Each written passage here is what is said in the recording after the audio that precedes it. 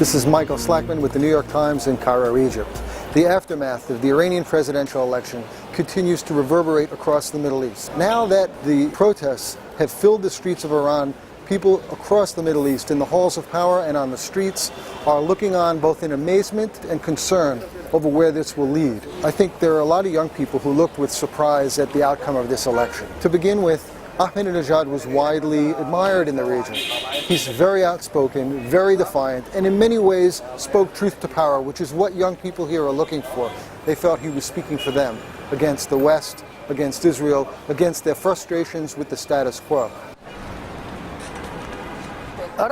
He's a good man, successful, a fighter. He managed to improve his country and transform the picture of Iran to the outside world. And he managed to resist the strongest power in the world, America. And the only one who said stop, Israel.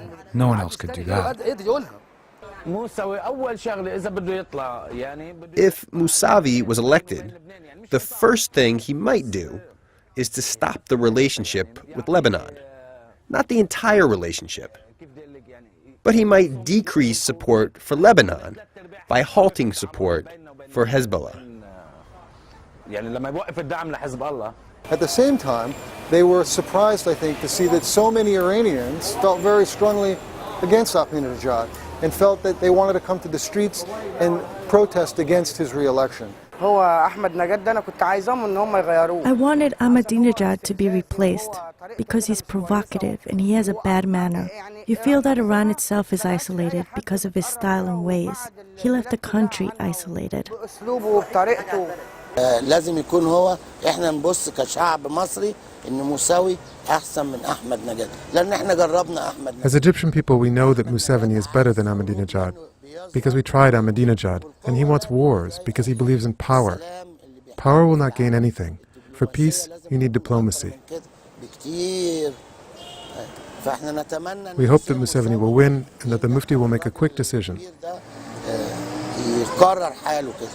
Interestingly, there was another view here among some people in power, and that has to do with President Obama's outreach to Iran.